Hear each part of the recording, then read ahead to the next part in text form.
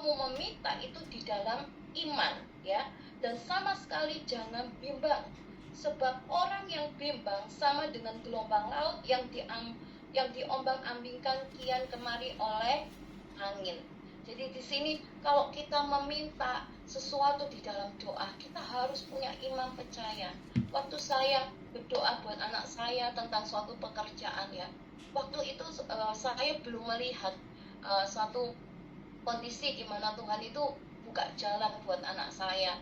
Bahkan anak saya itu sempat agak down, ya, dan kok dia interview ditolak, belum diinterview terus ditolak sampai dia sampai kepercayaan dirinya itu pukul, ya. Tapi saya berdoa, saya berkata, Tuhan, sekalipun aku belum melihat, sekalipun aku belum mendapat sesuatu daripada apa yang menjadi doaku, aku percaya, aku beriman bahwa anakku pasti dapat pekerjaan seperti yang dia inginkan. Saya berdoa terus menopang anak saya menguatkan iman saya. Terus saya ngomong sama anak saya, kamu pasti diterima, kamu pasti dapat pekerjaan seperti yang kamu inginkan. Saya katakan itu terus, dan pada akhirnya di satu titik tertentu Tuhan itu menjawab apa yang menjadi doa-doa saya, saudara. Jadi tetap teguh di dalam iman percayamu, ya. Kita juga tahu bahwa Daud, ya, kita juga belajar waktu di mana Daud, ya, dikata-katai oleh, ya, kita lihat, ya, di 2 Samuel 16 ayat 9. Nah, saya potong sepenggal, ya, tentang kisah Daud ini. Lalu berkatalah Abisai anak Serusa kepada raja, mengapa anjing mati ini mengutuki tuanku raja? Izinkanlah aku menyeberang dan memegal kepalanya. Mungkin kalau kita baca dari ayat-ayat sebelumnya, ya, di situ itu Daud itu dikata-katai, ya, dicerca dengan perkataan yang pedas dari Simei, ya, yaitu salah satu kerabatnya, dengan begitu kasar, begitu pedas. Waktu Daud mendengar itu, Daud tidak menjadi marah, Daud tidak menjadi sakit hati, bahkan Daud tidak membalasnya, walaupun dia bisa, ya, sebagai raja untuk menyuruh pengawalnya untuk membalas ini Simei, ya, untuk membunuh. Kok jangankan Daud, yang Abisai aja yang mendengar kata-kata itu, ya, Abisai ini begitu marah sampai Abisai itu berkata, izinkan aku menyeberang dan memenggal kepalanya. Abisai aja emosi. Nah, padahal Abisai ini tidak yang dikata-katai, Daud. Tapi Daud ini bisa tenang, bisa respon dengan positif. Bahkan Daud melihat suatu keadaan itu justru akan membuat membuat jembatan, suatu jalur bagi Daud itu mengalami kebaikannya Tuhan. Jadi masalah itu kita pakai sebagai jembatan di mana Tuhan itu menyalurkan pertolongannya kepada kita, saudara. Jadi jangan pernah bereaksi, tapi respon yang benar. Suatu keadaan walaupun tidak baik, responi dengan benar, dengan tidak putus asa, dengan kita semakin mendekatkan diri kepada Tuhan dan tidak menjadi sakit hati, kecewa, dan tidak bimbang, malah justru iman kita semakin teguh di dalam Tuhan, bahkan menganggap masalah itu sebagai jembatannya Tuhan untuk menyatakan kuasanya di dalam hidup kita, ya. Dan kita lihat, ya, bahwa di mana perempuan ini, ya, merendahkan diri di hadapan Tuhan, ya.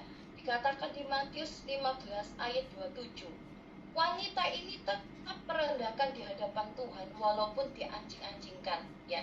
Nah, di sini saudara, kalaupun kita ini seakan-akan seolah-olah Tuhan itu kayak nggak peduli, Tuhan itu diam, seolah-olah seperti itu, kita nggak usah menjadi kecewa dengan Tuhan. Terus kita ngomong, Tuhan itu nggak baik, gini-gini bla bla bla bla, nggak perlu, ya. Kita harus tetap berkata, Tuhan kok baik.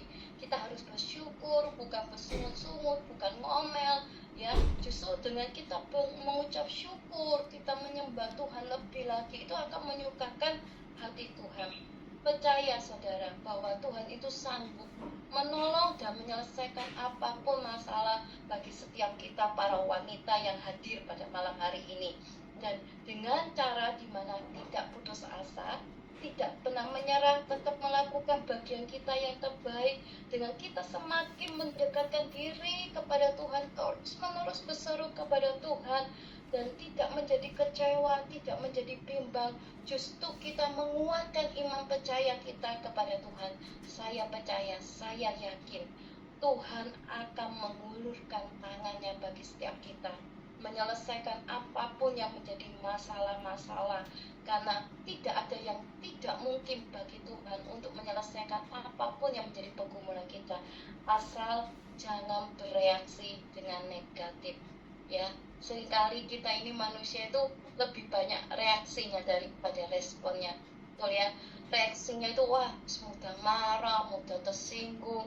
Jangankan dengan keadaan, kadang kena gesek titik ada sesama orang aja kita wis gampang tersinggung, terus kita gampang marah, terus kita aku nggak pelayanan aku nggak ikut ini acara apa ini apa gini. Nah, Tuhan pingin respon kita, yaitu respon yang positif, karena respon hati kita itu menentukan akan suatu perkenanan Tuhan atas hidup kita. Belajar saudara, termasuk saya, untuk punya respon hati yang benar di hadapan Tuhan, seperti perempuan yang dimana anaknya kerasukan setan. Sekian firman Tuhan, saya kembalikan kepada siapa selaku koordinator. Iya, ke Ibu Ita ya, Bu. Makasih Bu Yancen untuk firman Tuhannya. Terima kasih buat firmannya, dan terima kasih untuk kesempatan yang diberikan buat Dorea, buat Woman of Dorea. Ya, saya percaya Ibu Yancen diberkati lebih lagi, dipakai lebih lagi. Amin. Amin. Ya. Oke, Ibu Ita, kita akan memberikan persembahan. Silakan Ibu Ita. Iya, puji nama Tuhan. Terima kasih Bu Hesti. Terima kasih Bu Yancen yang sudah menyampaikan firman Tuhan malam hari ini. Kita semua sudah dikuatkan.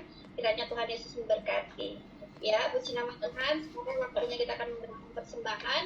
Saya boleh dengan kasih Kristus meminta Ibu Juliani ya untuk memimpin kita dalam doa untuk persembahan. Terima kasih. Ya.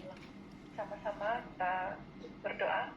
Allah Bapa di surga, terima kasih ya Tuhan, kami sudah mendapatkan firman yang telah di-share tadi, menguatkan kami Tuhan dalam perjalanan hidup kami, dalam setiap pergumulan hidup kami Tuhan. Kami juga tidak mau lupa untuk mengucap syukur atas berkat yang telah Kau berikan kepada kami setiap hari, setiap menit Tuhan. Kami ingin mengembalikannya kepadamu Tuhan. Kiranya Engkau mau menerimanya Tuhan dengan penuh rasa syukur. Kami memberi untuk kemuliaan nama-Mu. Terima kasih ya Tuhan, semua ini kami panjatkan hanya dalam nama. Amin. Puji nama Tuhan, terima kasih Bu Juliani. Sama-sama. Tuhan bisa ditransfer atas nama Medi atau Hesti Lumintang ke nomor 5535022175. Terima kasih buat persembahan yang diberikan. Untuk pengumuman, besok akan ada ibadah doa malam jam 7 malam. Ya. Mungkin ada saudara atau teman yang belum bergabung, yang ingin bergabung, kita sharekan ya untuk linknya.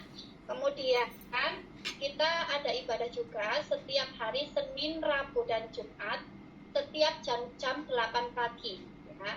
Terus kemudian kita akan bertemu kembali ibadah Woman of Dorea itu di minggu depan tanggal 27 jam yang sama ya. Puji nama Tuhan, terima kasih buat semua yang sudah bergabung. Saya percaya setiap jerih lelah kita diperhitungkan sama Tuhan.